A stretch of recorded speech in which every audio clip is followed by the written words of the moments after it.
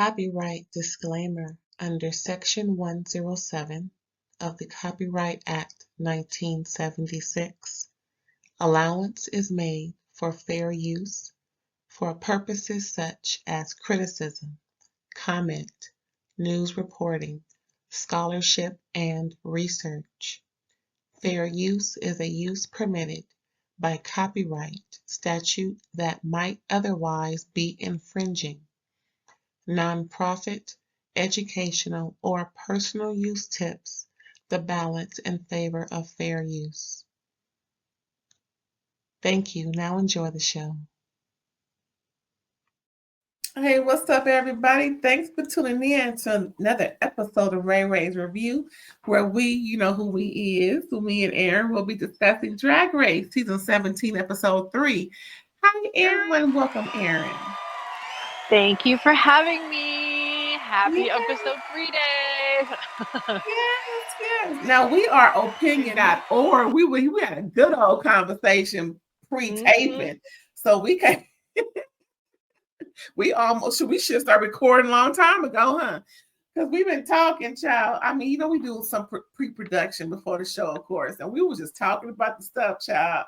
I mean, things were happening. You know what? They talked about this cast is up to shenanigans, and they were nanaginning us. They were. Okay, and if I could say, just real quick, and I know we're gonna get into it because we're gonna get into it, but like T.S. Madison said, this is season 17. Ain't no time to not know how to do nothing. But if you don't know how to do what Onya Nerve did, she have a plan. Back up. Listen. Plan B. Will not go to Drag Race and not have a design challenge. If you refuse to know how to sew, you must know how to make things. Like you just have to be. You just have to be prepared for a design challenge. Like, period. It's gonna happen. It's so stop wasting time. Stop coming there pussyfooting, backpedaling and pee popping, and just have a plan. Know how to do something to where you're not. Oh, I don't know how. We don't care what you don't know how to. You on the show now. You better learn something. I don't know. I don't get it. But Onya Nerve is a perfect example of not knowing how to sew, and got rave reviews on selling the outfit. Hello. On top of how it looked. It came out even though she stole, but that's okay. Oh, we'll get to that. Anyway, listen to any girl that's thinking that they're going to somehow magically squeak by not having a plan about what they're going to do in a design challenge. Okay. If you don't sew, you need to be like Onya Nerve, be familiar enough with textiles and creating and whatever that you're comfortable enough to make something out of whatever. Because Bob the drag queen packed basic patterns with him that he used for the design challenge. Like, you need to have some kind of plan. You can't just go and be like, oh crap, I'm going to figure it out. You will not make it through. Why would you risk your run on the show being that underprepared for something you know is going to happen? And also, they don't have any pre-qualification, like show us something that you've made as a part of qualification. I guess not. Lucky would have shown Lucky makes a bunch of things, but Lucky's big issue was I only use paper and glue, box, like foam. Like, I just don't understand how on earth you thought you would go through a design challenge. It's such a weird way to be like all about being talented, but yet completely inept with creating. I was shocked. That part. Yeah, for real. Like, if you can make a pizza costume, why can't you? I don't understand why you didn't come prepared for the design challenge to use fabric or something. I'm shocked. Well, I can say this, beyond moving forward, these heifers better not come in there talking about I don't know how to. They will, because how did we get here? They will. That's the crazy part. They will. They just think they can wing it through. And some of them do, Girl. but Well, as that was the preface, here go the show. yeah. Okay, so first off, right, I think they were doing was the Monopolist challenge, where they would venture off into this Monopoly type of a game where they would choose the different properties off of the Monopoly game, and that would be however much money the property is worth would be how much they would have in their bank. And it was real. If it was 260, it was 260. That's how much they would win in that particular part of the Monopoly or the Monopolist challenge game, right? Mm-hmm. For instance, we have Boardwalk is 400, Park Place is I think 360.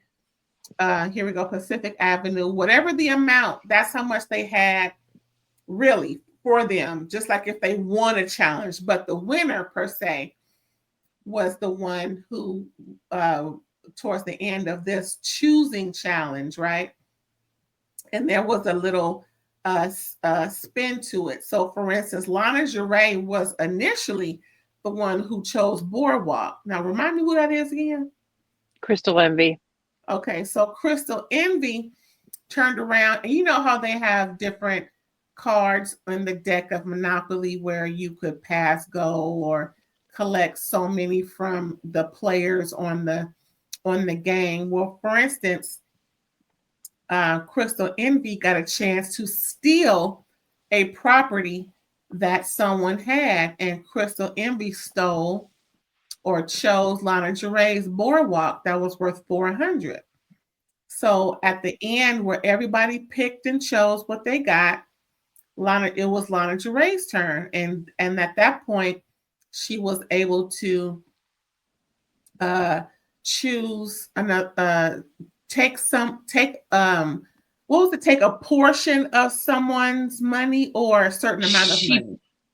She picked a card that allowed her to take either $200 or half of somebody's. I think it's take $200 away from someone, yeah. And she obviously chose Crystal Envy. Oh yeah, because we do tit for tat over here. Tit for tat right. is separate. It is what it is. So Crystal Envy pretty much got some money taken out, and on top of what the property Lana Jarre chose, right? Yes. She had more than 200 in the bank, like 250, something like that. So she earned it back. Right. So she earned it back. And pretty much whatever color they chose, that's the color that they had to wear for the design challenge. It was the Monopulence of it all, right? Yes, that was the fabric theme, fabric and trim that was available. They had to pick that color based on the piece of the Monopoly that they got. So we see these ladies with yellow, these ladies with green, and that girl. Mm-hmm. Look at the look on Anya's face. She already knows what she's gonna do. And of course, they had the blue. And then before, now this is where Rue was introducing, because Rue came in and told them about the game. So after that was explained, then what I call the Rate of Queen burn book, RuPaul said, well, ladies, I have something for you to read if you like to read it. And pretty much it's how pretty much everybody thought they voted in secret, but this little burn book was the secret teller. So this book consisted of how everyone rated the other queens. And of course, they know they're trying to see what had happened was. Now, I would love for you to explain this, because you can explain it better than me. I think that the only thing that we really got out of the burn book is that RAERAES and Lana had an alliance. And it was clear to the rest of the queens by the way that they voted that was the case. And then, of course, a few people were like, oh, that's what you thought of me, a few things like that. But the biggest takeaway was that they discovered that Lana and Ariete had an alliance. And you know what? I could imagine there will be so much more um uh so much more of them being not as trustworthy with the other as they proclaimed, because some people had an idea of how voting should be, and there were differences of opinion, right? Some people wanted to vote on pure talent, others voted like Lana and what's the other girl name, child? Who Lana and who? Crystal? Were those in the alliance that you just mentioned? Ariete. Ariete, thank you. Ariete and Lana voted purely because, they formed an alliance. And it just goes to show you really can't, well, they shouldn't rely on a certain type of voting method. Because to me, I'm going to put my competition in the lowest spot. I mean, duh. Yeah, I don't know why anybody thought it should have been like based purely on like the obviousness of talent. Obviously everyone had different motivations for the rating opportunity, and like I was surprised that anybody would look at anybody else cross-eyed for having a range of reasons why. Like, it's Drag Race, it's a competition. You're here to win for yourself. And if you want to have an alliance to help yourself get there, like, silliness. And speaking of competition, we're going to move on to why Harmona Lisa's picking apart her. Yeah. For her dress. Okay, so correct me if I'm wrong. They were getting ready to come back to the day. Now, pretty much, they were getting all of their stuff together, right? It was the day of. Yes, thank you. The day of them presenting their monopulence. And before they got there, Lexi Love said she had to read Harmona Lisa for filth. Now, I want to know, was it something else she was reading her for, or just this? Because it seemed like it was something else Lexi was reading her about. However, she had to let the powers that be know that Harmona Lisa was not following direction, and she was using her own studded rhinestone bedazzles that she brought from home instead of what they could only use as per direction from the pile of textiles that they chose the previous day. And that's why she's picking apart all of the jewels. As you can see, she had to tear them off all the dress because, she got talked to about what she could and could not do. Now, correct me if I'm wrong. Is that correct? Correct. Okay, cool. Now, at least how I understood it.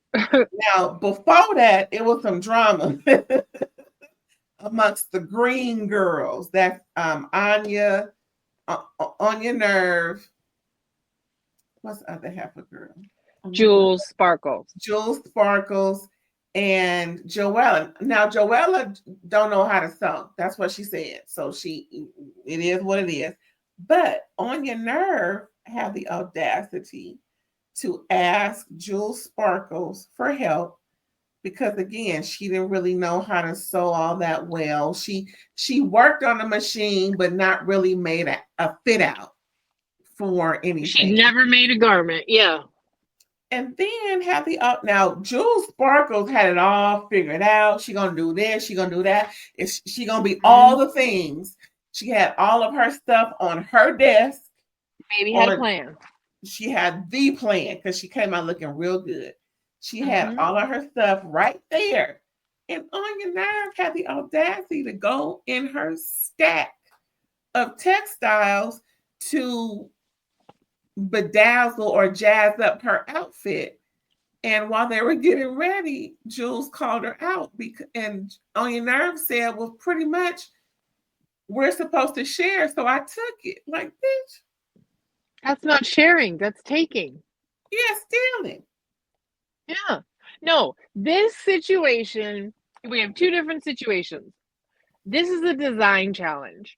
Harmona Lisa, it doesn't matter if you thought you could use your own stones or you damn well knew you couldn't and you used them anyway. This is a design challenge. The rules are you use what is provided. So sorry you got it mixed up.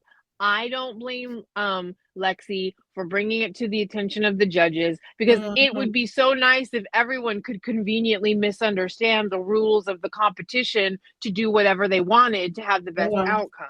So I disagree with Monet and Naomi Smalls. Love you both ladies very much, but I disagree. I don't think less of Lexi for bringing to the attention of the judges that during a design challenge, Harmona Lisa decorated her gown with stones she brought from home. And from what I saw she was ripping off, they looked pretty opulent. That's not fair. And speaking of not fair, stealing from Onya Nerve asked Jules Sparkles directly, are you using this? And she said yes. So sharing would be to say, I know you're using this. Can I have some of it too? Because we're supposed to share and I want to put it on my gown. That would, and to put insult to injury, Jules didn't have to help you, but did. So the least you could have done would be clear that you would like to use some of that material as well. To go there and just take it and not say anything after you asked her directly if she was going to use it makes you a piece of crap. Sorry, not so, like that's low. That's a low vibrational plate right there. That's a low vibrational concur trim. with all that. Now I ain't seen the pit stop yet, but I concur with all of that. Ain't no way in hell. But I'm gonna say this, Jules Sparkles, next time you see it happen, say something at the time. I am a firm believer that if you wait until after the fact, then you are part the problem. But when you see it happening, that's when you say something. Don't wait until after the fact. True. Shame on you, baby. I would. That's mine. Yes. That's mine. I'm using that. Yes. Hello. What happened to that? It would have been some evil stepsisters that Cinderella's going to the ball. I would have been ripping that shit off your dress. I absolutely not. No, I would be so mad, especially if I helped you in a competition where, that's a charitable act to help someone. No, that is just, no, that's not cool. That's not cool. And she deserved to have it ripped off her dress. And I liked Onya Nerve. I totally think she looks like Shay from Love and Hip Hop Miami. She do. That's who she reminds me of. But that was not cool. That falls in the area of like dirty moves that don't fly. Stealing. Yeah, you asked her, and Jules even said to you, like, you're supposed to share. Yeah, but you asked if I was using it, and you took all of it. I didn't have any to put on my dress. That's not sharing. That's stealing. And why wouldn't you communicate that you would like to use some as well if you expected her to share? You just took. Again, you know what you did. You're clinging to a stupid ass argument. And for you to even do anything other than just be like, I'm really, really sorry, but it doesn't even fix it. To be sorry doesn't fix it, because Jules helped you and you returned the favor by taking away from her dress to help yourself. That's not cool. And to be honest, because she had on some yellow and whatnot, it would have been kind of cute. Now there was some other stuff over there laying around that she could have cut up and made and put in that spot. So I'm just saying there was a lot more that she could have done with the textiles that were still sitting, waiting to be used. So for her to take advantage of Jules like that, like you said, it makes you a piece of shit. Period. Point blank. Yeah, it's just not cool. You took advantage, to sabotage someone that helped you, and then for it to work out the way that it did, for your garment to do better, like, woohoo. You don't deserve this win. You don't, because it's really thanks to Jules in two different ways. One, how she helped you with the design, and two, how you stole her trim. Careful. Yeah. Onya Nerves is right. Onya Nerves is right. Hello, she told you. She told you from jump. Thieving nerves. So after all that, here we go with the monopolist challenge, right? And of course, we have to show the judges the incomparable RuPaul Charles, the incomparable, beautiful, and also demure Michelle Visage. TS, of course, of all the TS. And Sandra, the icon. Sandra's an icon. I don't know if you know, but she's an icon in my opinion.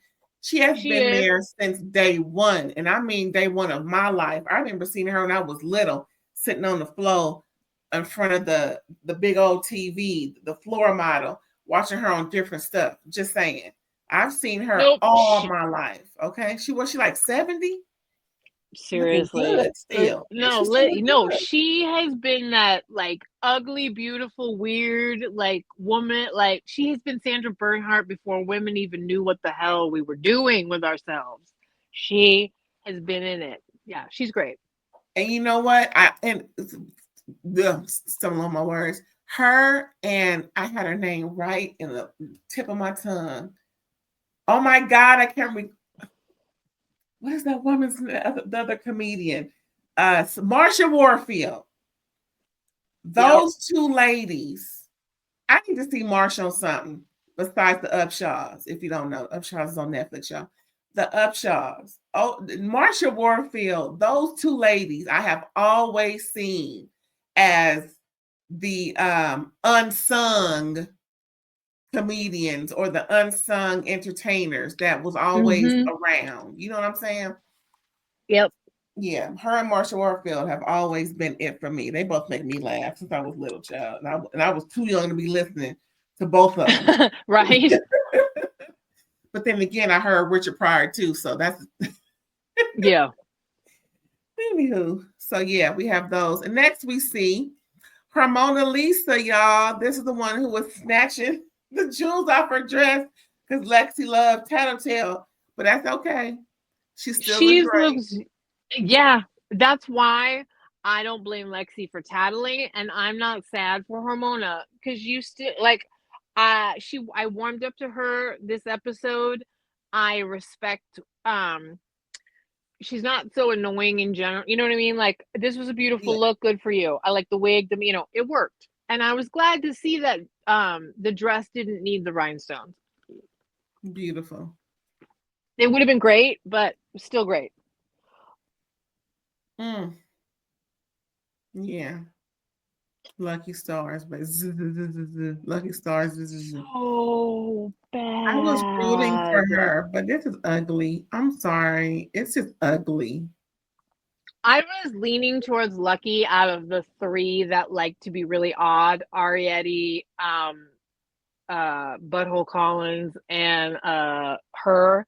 But after this, this is such a like, and you haven't watched the earlier, like this is like Vanjie, like 10 times worse, who went home, no, this is so bad.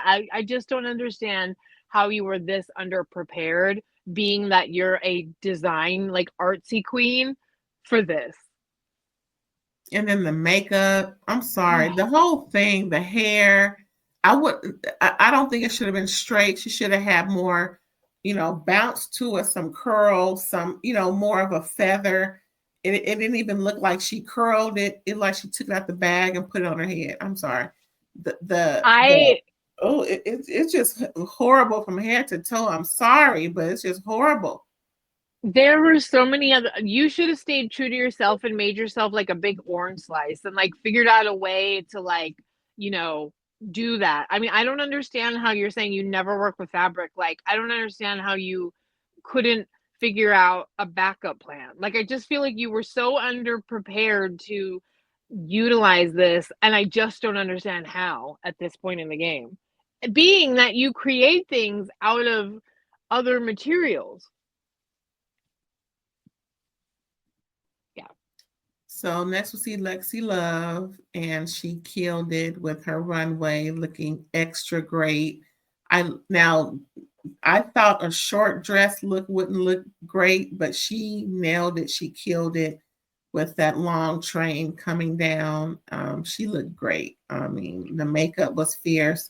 Even though it was a ponytail, she still looked great. It wasn't this avant-garde ponytail or, big hair. It was just, she wrapped her hair up and came out, and it worked. You know what? Naomi Smalls brought up that she should have had at least some pieces in her hair or something like that. And I agree. I do. This is drag. This isn't do a runway show. No. I love Lexi. I think she brings a lot. I was a little underwhelmed by this one. I think that the throw the roll out and have that little moment is opulent. So I'll give you that. I absolutely shame on you for no wig and like a little underwhelmed with like just kind of the scoochy dress of it. But I do feel like this is a solid, safe, and hit the assignment because of the opulence of like the moment with the fabric. And her nails. I love me a good Yes. nails. Yes. Yeah, she's a solid pass on through. I mean, I'm gonna pay attention to her nails moving forward. Does she keep the nails? Are they press-ons? Are they acrylics? What's going on? Because I think she had nails the last episode. I could be mistaken, but yeah, I like Lexi. I'm still here for Kori, but child, we'll get to that in a minute. Susie too. I was surprised. I was expecting something crazy, but she came through. And here's a little detail of the dress. I like that. She looked great. I know. Susie. The body was so feminina. My God. It? Like I would love to have that body. Like, wow, Susie. Tiny note, I wish the headdress, the hair had been a little bit bigger, a little more exaggerated, dramatic for the runway, for opulence, but so impressed with the construction, the glamour, the whole thing. Wowie. I beg you, Susie, I beg you, please modernize your makeup. Please, you can give us some drawbacks to the 20s, but please stop. It's like clown painting now. It's just too on the nose. I need you to evolve, but this is incredible. Good for you. Yay, Susie. Yeah. And here is Ariete looking fabulous in her red. Truly. I love that wig. Just beautiful. Yep. And they talked about how she toned down the white nose makeup, the avatar look. And I'm glad, and I agree, because this really worked for me. And so if she can tone down the kind of alien look that she brings into it, I can hang with what Ariete's bringing. This was my second runner-up, if not, very great. And then we have Lana Gervais, very office, very boring. Bring back the green outfit, if you ask me. Yeah.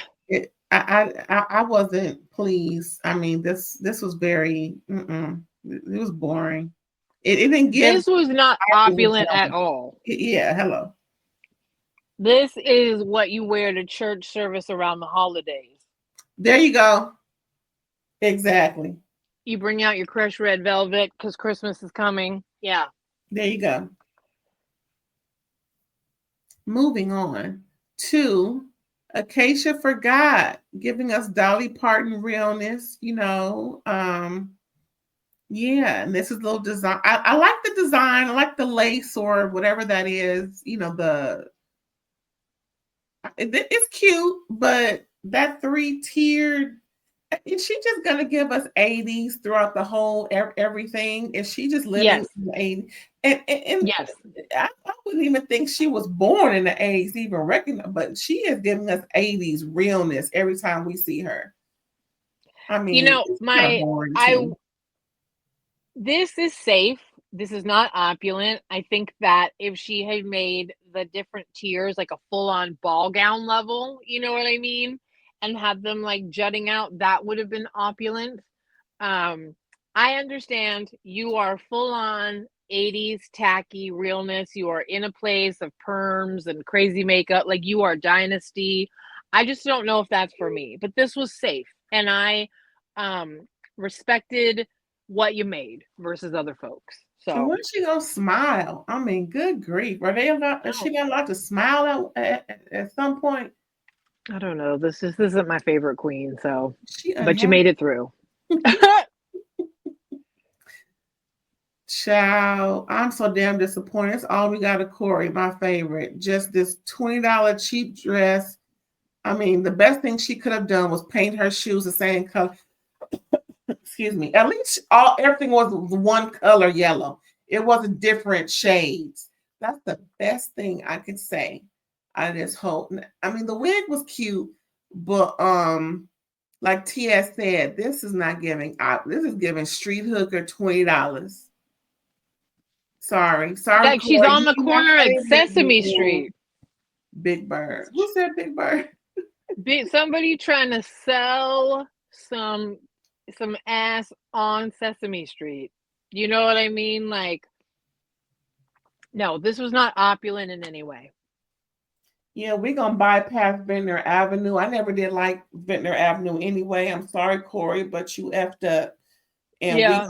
we're gonna move on to the next yellow person. Lydia Butthole Collins. I couldn't really gather, but a whole lot of I don't know where it ends or begins. I mean, I don't get it. I see the hat. I don't even think the hat was necessary. I just don't understand. Do you? Nope. This looks like Dawn tried to make her runway outfit in less time. You know, it just is. It falls in the area of you needed to edit more. I mean, it almost could have gone into the bottom for me. It's a bunch of fabric. Not quite. There was more effort. Like the reason that I left it safe versus some of the other folks is maybe just kind of some of more of the effort, but yeah, nope. Maybe if that same feather part was on the dress somewhere, you know, to make, I don't know. It was just a lot of yellow. Mm-hmm. Anywho, down to the green, Joella. Same bodysuit with a cape around, and that's why you was where you was at the end, girl. No. This will get you sent home. It doesn't matter what you think you look like. If you like, she's judging it on, I think I look pretty enough. And it's like, you could do a brunch. No one would be impressed with this outfit, but you could do a brunch. But that's not acceptable for a design runway challenge called Monopulence. Now the face is facing. Don't get me wrong. She looks really cute.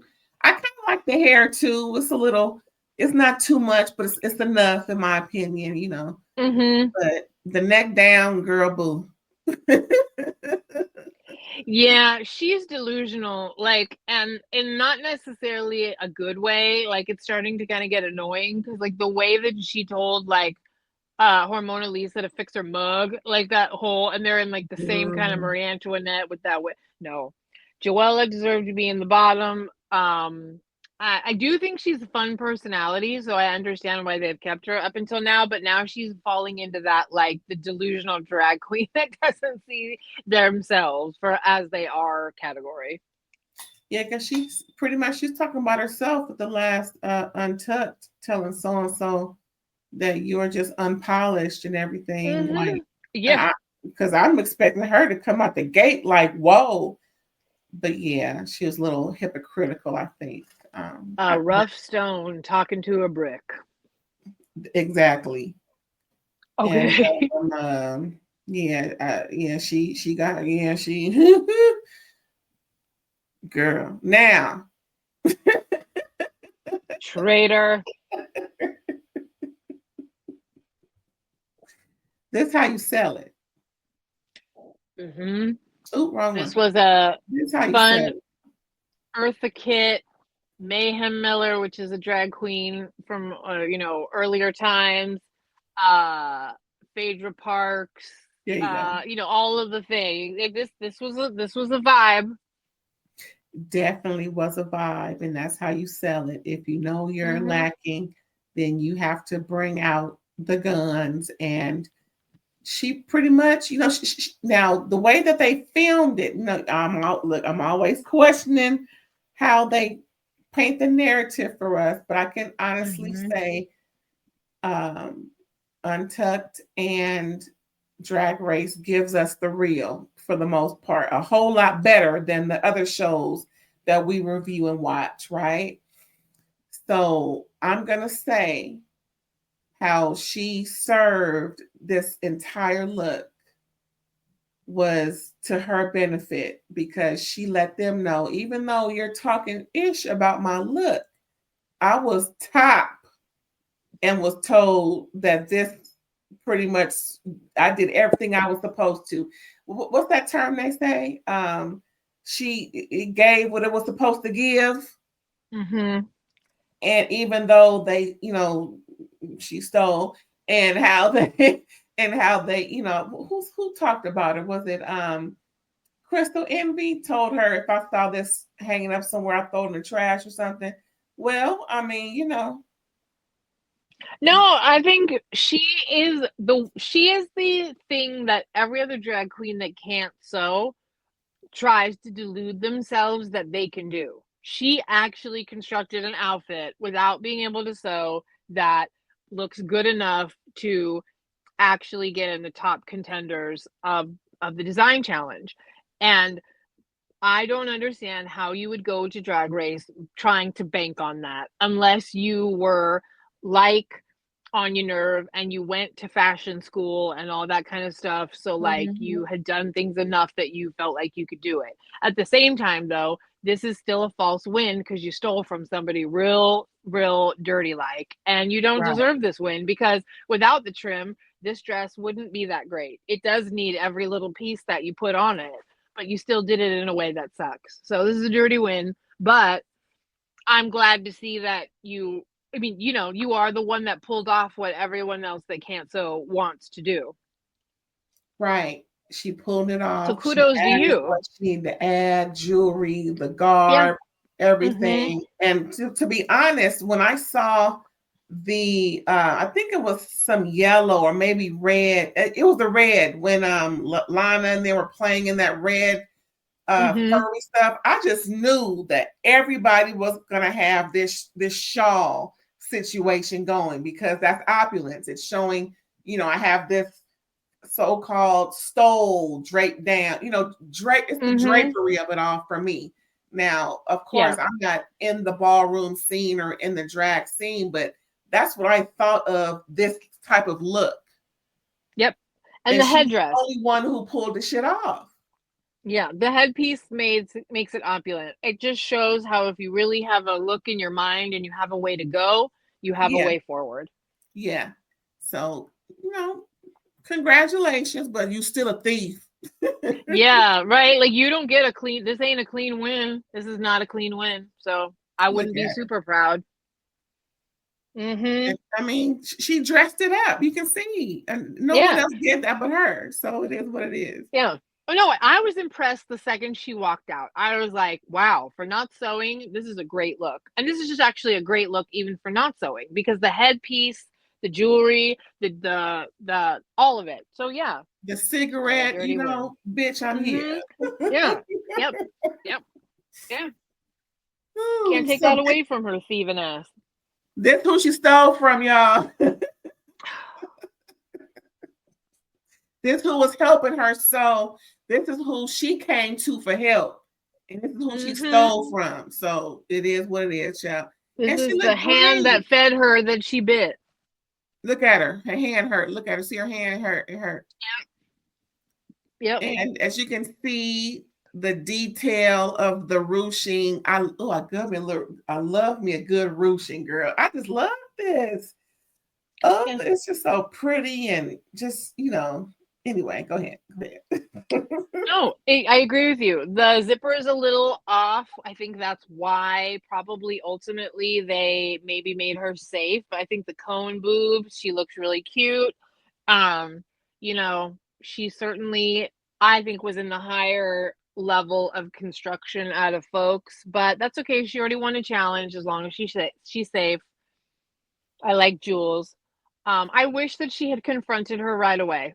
because Onya Nerve Mhm. deserved to be confronted right away. That's what I'm saying. At the time when it happened, don't wait. Don't wait. They're so cute.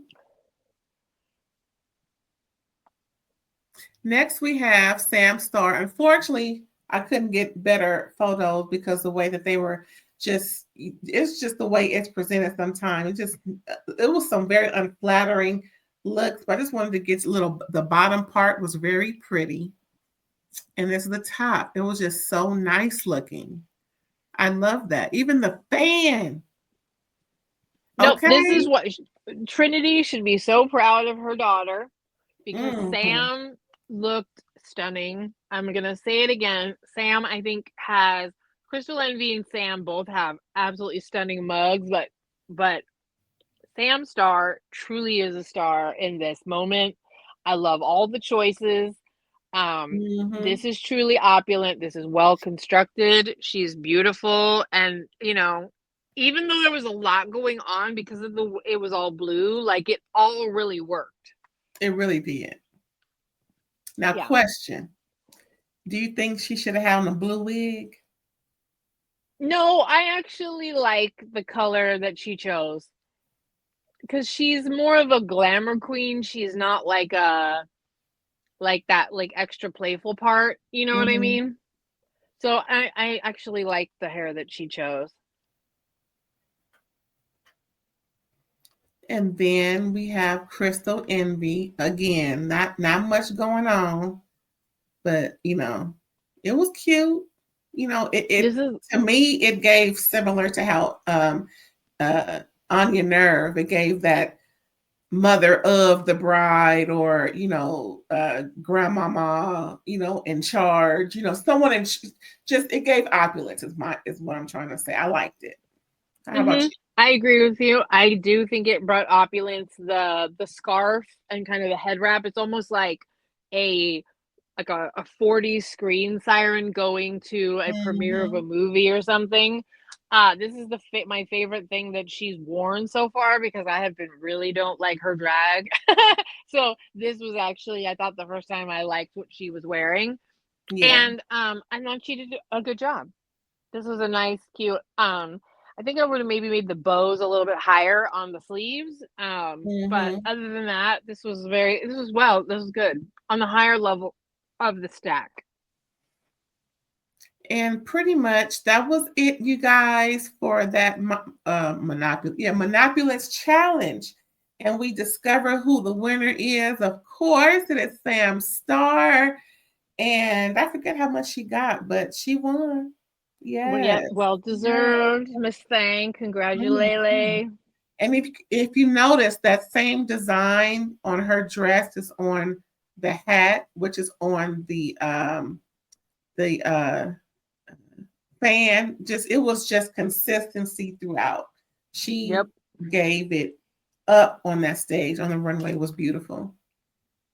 Then we discovered the bottom two, child. Is Joella and Lucky Stars. I got it right. Yay. Lucky Stars. And Lucky Stars, if you don't if you forgot, she's the one who has the family that's really counting on her to get them out of the gutter. And I say that respectfully because they had some unfortunate mishaps with the stepdad, and he was the primary provider. Now he's, I think, permanently disabled of some sort. So, they're really, dependent upon, some luck coming their way. And unfortunately, Joella won. Congrats to Joella, but unfortunately for Lucky Stars. Yeah, I'm happy for Lucky Stars because being a Drag Race girl immediately ups your bookings and you are much more in demand. So she'll be able to start earning an income that can continue to assist her family.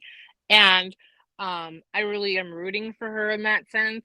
But to be really honest, I feel like Sam Star was not very well prepared and probably didn't have enough resources that she needed to come and knock this out of the park. And that's okay. Wait, I'm sorry. Sam Star? I'm sorry. I meant Lucky Star. Oh, yeah. Sorry. Sam Star, Lucky Stars. Yikes. And we're doing the same thing. We're having a hard time keeping her straight. Yeah. Lucky Stars, I just don't feel like was quite well enough prepared for the level that she needed to bring. Because for that to be the first time that you've like put yourself in like kind of a regular face and like, I don't know. It just felt like she couldn't survive outside of a very one-trick pony situation. But I also am happy for her because popping off into the Rue atmosphere gives you the opportunity to do better for your family. So yeah, and like we said, she didn't quite make it. She couldn't dunk Michelle in the water. She didn't choose the right lever. But like you said, I'm glad you said that and pointed that out, that she is, and I'm pretty sure next time. Now I'm going this year. I'm trying to go all the time when I go back out to Vegas to see the next RuPaul's Drag Con, I think, or drag show, whatever it's called. the drag review. Thank you, drag review. I think it's at the Flamingo still.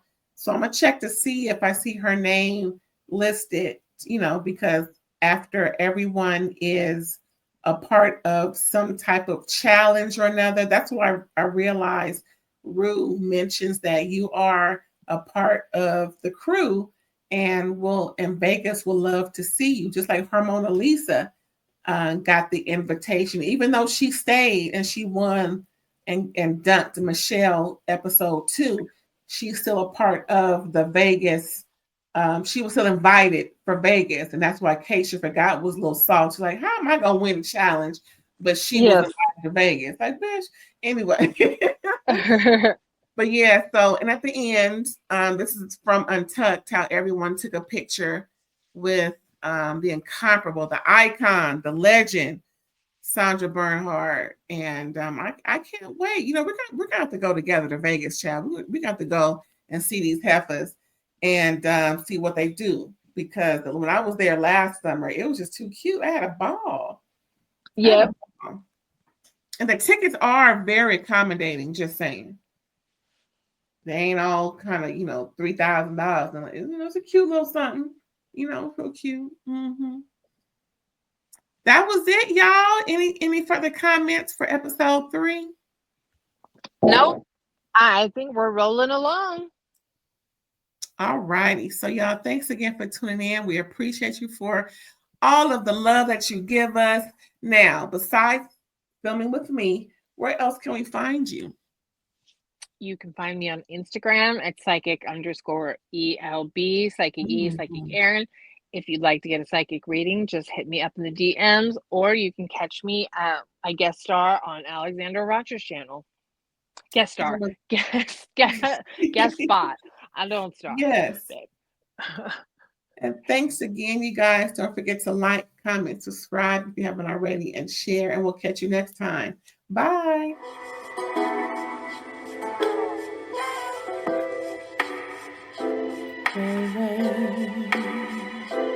All day.